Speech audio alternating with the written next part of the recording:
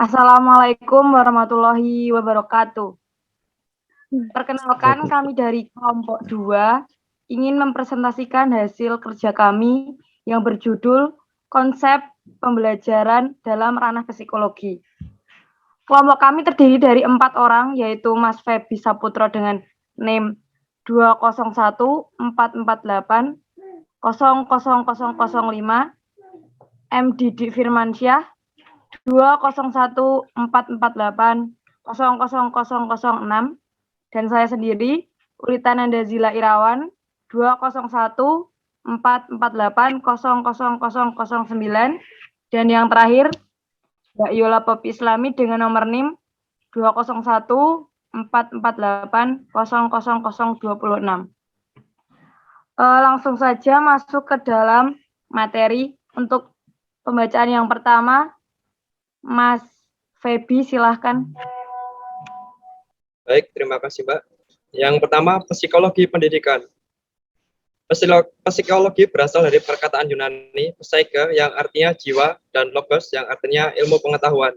Secara etimologi, psikologi artinya ilmu yang mempelajari tentang jiwa, baik mengenai macam-macam gejalanya, prosesnya maupun latar belakangnya. Psikologi belajar adalah ilmu pengetahuan yang berusaha mempelajari, menganalisis prinsip-prinsip perilaku manusia dalam proses belajar dan pembelajaran. Yang kedua adalah perilaku belajar. Perilaku belajar merupakan kebiasaan belajar yang dilakukan oleh individu secara berulang-ulang sehingga menjadi otomatis atau berlangsung secara spontan.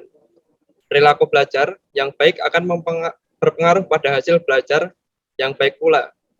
Faktor-faktor yang mempengaruhi perilaku belajar meliputi faktor intern dan ekstern. Faktor intern meliputi 3 faktor, yaitu faktor jasmani, faktor psikologi, dan faktor kelelahan. Baik, yang selanjutnya adalah teori belajar kognitif. Secara etimologi, kognitif berakar dari kata kognition, yakni kognisi yang berarti penyusunan, perolehan, dan pemakaian pengetahuan. Dalam psikologi, kognitif mencakup semua bentuk pengenalan yang meliputi setiap perilaku mental manusia yang berhubungan dengan masalah pengertian, pemahaman, perhatian, menyangka, mempertimbangkan, pengolahan informasi, pemecahan masalah, kesengajaan, membahayakan, memperkirakan, berpikir, keyakinan, dan sebagainya.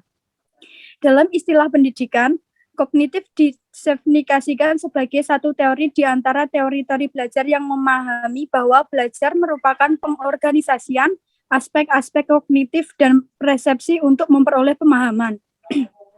Dalam teori kognitif, tingkah laku seseorang ditentukan oleh persepsi dan pemahamannya tentang situasi yang berhubungan dengan tujuan. Perubahan tingkah laku seseorang sangat dipengaruhi oleh proses belajar dan berpikir internal yang terjadi selama proses belajar. Selanjutnya dibacakan oleh Mbak Uli. Prinsip teori belajar kognitif. Untuk yang pertama, lebih mengutamakan proses dibandingkan hasil. Kemudian kedua, biasanya dikenal dengan model perseptual. Ketiga, tujuan belajar memiliki hubungan dengan persepsi, tingkah laku, dan juga pemahaman seseorang. Kemudian, materi pembelajaran yang dikemas dalam bentuk komponen kecil akan mengurangi makna. Selanjutnya, belajar merupakan suatu kegiatan untuk memperoleh dan mengolah informasi baru, melatih daya ingatan, dan aspek kejiwaan. Kemudian, belajar sama dengan aktivitas yang melatih daya berpikir pada anak. Kemudian pada proses pembelajaran harus ada keaktifan dan keterlibatan murid di dalamnya. Selanjutnya, materi dan proses pembelajaran harus disusun dari yang paling mudah hingga sulit. Untuk yang terakhir, perbedaan yang memiliki setiap murid wajib diperhatikan untuk keberhasilan proses belajar. Untuk selanjutnya, kreativitas dalam pembelajaran. Menurut Munandar, kreativitas sebagai kemampuan untuk menciptakan sesuatu yang baru, sebagai kemampuan untuk memberi gagasan baru yang dapat diterapkan dalam pemecahan masalah, atau sebagai kemampuan untuk melihat hubungan baru antar unsur yang sudah ada sebelumnya. Kreativitas seorang dapat dilihat dari tingkah laku atau kegiatan yang kreatif. Kemudian menurut Slameto, bahwa yang penting dalam kreativitas bukanlah penemuan sesuatu yang belum pernah diketahui sebelumnya, melainkan bahwa produk kreativitas merupakan sesuatu yang baru bagi diri sendiri dan tidak harus merupakan sesuatu yang baru bagi orang lain pada umumnya. Kemudian dibacakan oleh Mas Didik. Terima kasih. Baik, selanjutnya tujuan dari mengembangkan kreativitas pembelajaran yaitu yang pertama adalah mengenal cara mengekspresikan diri melalui hasil karya dengan menggunakan teknik-teknik yang dikuasainya. Yang selanjutnya mengenalkan cara dalam menemukan alternatif pemecahan masalah. Selanjutnya membuat anak memiliki sikap keterbukaan terhadap berbagai pengalaman dengan tingkat kelenturan dan toleransi yang sangat tinggi terhadap ketidakpastian. Selanjutnya, membuat anak memiliki kepuasan diri terhadap apa yang dilakukannya dan sikap menghargai hasil karya orang lain.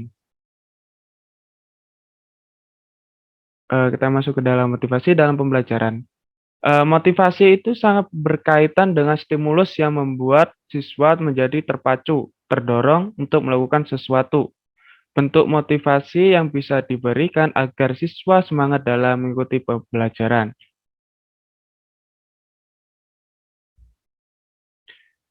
Manfaat motivasi tersendiri bagi siswa yaitu membuat siswa semangat dalam mengikuti pembelajaran. Yang kedua adalah meminimalisir perasaan jenuh. Yang ketiga, membantu siswa dalam menemukan mimpinya. Yang keempat, menumbuhkan sikap optimisme dalam diri siswa. Yang kelima, siswa akan menjadi lebih eksploratif. Yang keenam adalah mengajarkan siswa untuk tidak mudah menyerah. Baik, terima kasih dari rekan-rekan semuanya.